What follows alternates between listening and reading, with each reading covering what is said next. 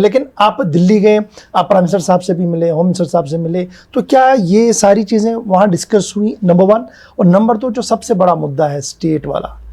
अब स्टेट पे तो हम कोई ऐसा मौका नहीं है जहां मैंने स्टेटहुड के हवाले से मरकजी हुकूमत से बात नहीं की, पब्लिकली प्राइवेटली। वज़ीर आज़म साहब के जम्मू कश्मीर में 3 बड़े फंक्शन हुए हैं जब से मैं वज़ीर आला बना। सोनमर्ग का टनल, कठुआ का रेल और एक और, तीनों में मैंने स्टेटहुड के हवाले से बात की। दिल्ली में प्राइवेटली जब मैं मिलता हूं तो स्टेटहुड पहला मुद्दा होता है जिस पे मैं बात करता हूं। अब कहा जाता है कि कार्रवाई चल रही है, हो रहा है, लेकिन होते होते अब आपने कितने दिन गिने? मैंने कितना कहा आपने? 600 कुछ? आपके 623 दिन। चलिए 623 आज। इसलिए ना अब आज 623 दिन के बाद कुछ ही दिनों में हम दिल्ली जाके जंतर मंतर में इस चीज़ को वहाँ पे ये बड़ा ट्विस्टिंग है कि आप 600 दिन इंतजार कर रहे थे, बात भी कर रहे कोई थे, नहीं कर रहा था ना। अब आपने ये फैसला लिया कि चलिए जी अब हम जाएंगे दिल्ली और वहाँ पर धरना देंगे। तो क्या मैं ये मानूं कि जो प्राइम मिनिस्टर साहब से मीटिंग, होम मिनिस्टर साहब से मीटिंग, वो मीटिंगें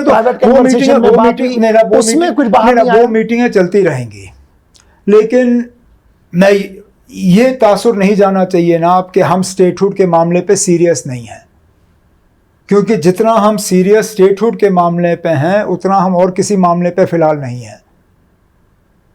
हम कहते हैं ना आप कि हमारा पहला मंजिल स्टेटहुड है, फिर जो हमारी बाकी सियासी जो वादे हैं कॉन्स्टिट्यूशनल गारंटीज़ की, special status with constitutional guarantees, ये वहाँ तक ना ये एक सफ़र है।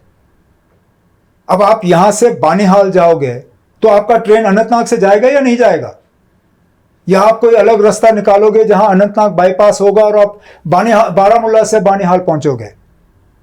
अगर हमारा मंजिल special status with constitutional guarantees है, वहां तक पहुंचने के लिए जो पहला स्टेशन हमारा है स्टेटहुड का, वहां तक तो हम पहुंचे।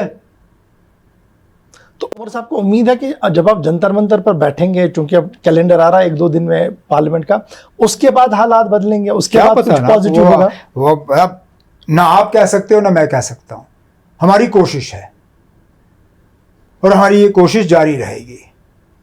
जंतर मंतर का 1 दिन करने के बाद फिर हम फैसला करेंगे इसके बाद क्या करना है, लेकिन सिलसिला चलता रहेगा, सिलसिला चलता रहेगा। ये सिलसिला रुकेगा नहीं जब तक कि स्टेटहुड हमारा बहाल नहीं होता। और हम हमारा सीधा सा सवाल है, जब ये लोग कहते हैं कि ना उचित समय पे, कहते हैं ना हिंदी में उचित समय पे, उचित समय, सही वक्त पे, मेरा सिर्फ इनसे सवाल इतना ही होता है कि खुदारा हमें बताइए ना अब उस उचित समय को तोलने का तरीका क्या है, ताकि हमें भी पता चले ना कि उस गोल तक पहुंचने के लिए हमें क्या कदम उठाने होंगे। क्या ये सवाल प्राइम मिनिस्टर साहब ने पूछा कि ना ये प्रॉपर टाइमिंग कौन सी है, वो कैसे देखते हैं? मैं फिर इस बात में ना, हमने कोई ऐसी बात नहीं की है प्राइवेटली जो हम पब्लिकली नहीं करते हैं ना।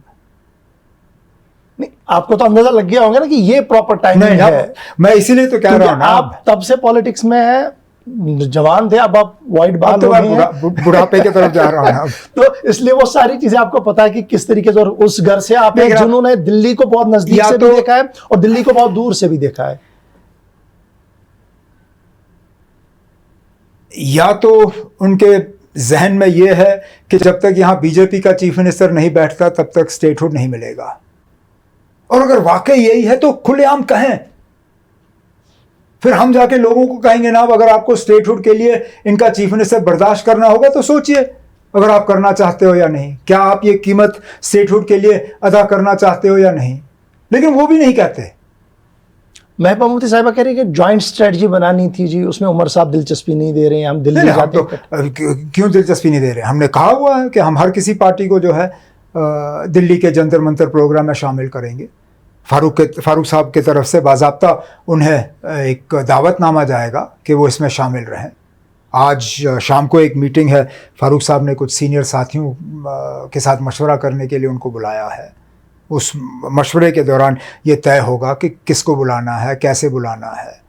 लेकिन ये इकलौता देखिए ना, स्टेटहुड सिर्फ मेरा मुद्दा नहीं है, ये मेरे ज़ात की बात नहीं है, ये मेरे तंजीम की बात नहीं है, ये पूरे जम्मू कश्मीर के लिए है, ये आपके लिए है, मेरे लिए है, हमारे बच्चों के लिए है, बाहर सड़क पर जितने लोग चल रहे हैं उनके लिए है।